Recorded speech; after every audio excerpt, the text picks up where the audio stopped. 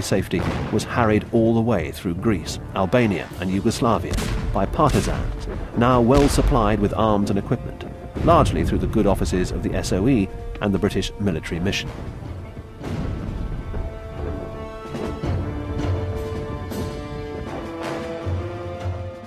The royalist Yugoslav guerrilla leader General Mihailović, who had started as the favourite for Allied sponsorship back in 1941, had long since fallen from grace as the result of his inactivity and strong suspicions that he'd arrived at a compact with the German occupying forces.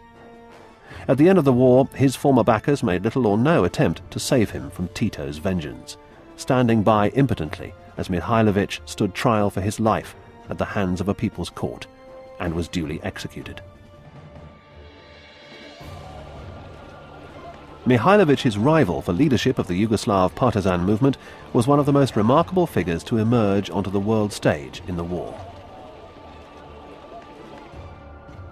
Josip Broz, born in 1892 into a poor Croatian family, abandoned the Catholicism of his childhood for communism at an early age. He'd served in the Austro-Hungarian army during World War I, but after being captured by the Imperial Russian Army on the Eastern Front in 1915, he was fired by the revolution, joined the Red Army and stayed in Russia until 1920, where he received a thorough grounding in Marxist doctrine. Such was his talent that he spent the interwar years as a faithful agent of Moscow. Broz was now known universally by his nickname, Tito.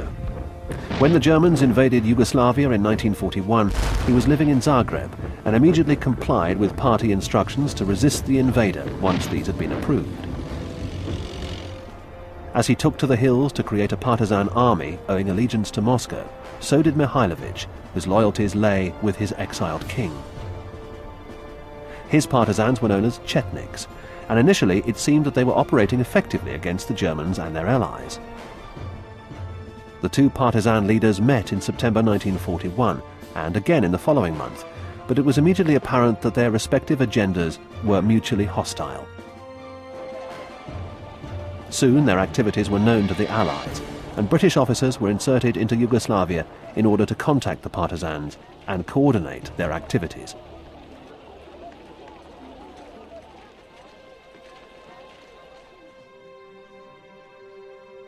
These officers came under the British Special Operations Executive, or SOE, which continued to involve itself with varying degrees of success in the ever-increasingly complex politics of the Yugoslav resistance.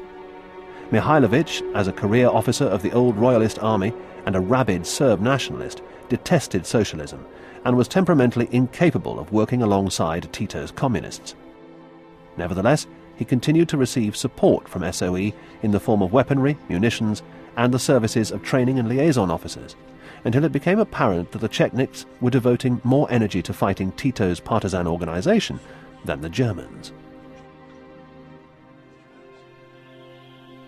In the summer of 1942, there was a disturbing report from the SOE liaison officer with the Cetniks, indicating that the partisans were carrying out far more effective anti-German operations, and that the Cetniks were also engaged in a running quarrel with a Croatian organization, the Ustaše, that was actively collaborating with the Italian occupation forces.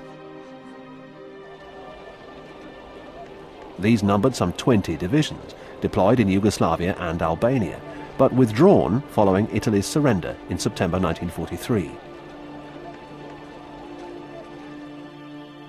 It was also discovered that the Cetniks were accepting supplies of arms and ammunitions from the Germans for use against the communists. British support for them was therefore withheld in 1944, causing them to lean more than ever towards the Germans. Meanwhile, Tito's guerrillas were stepping up their activities, at the same time bidding against Mihailović for British aid. In May 1943, a team of British officers parachuted into Croatia with the aim of contacting Tito and assessing his partisans' capabilities. They reported favourably, and the decision was made to concentrate SOE support on Tito. Their arrival came at an opportune moment, for the Germans had embarked on a campaign of extermination against the partisans, aided by Italian and Bulgarian troops as well as Cetniks.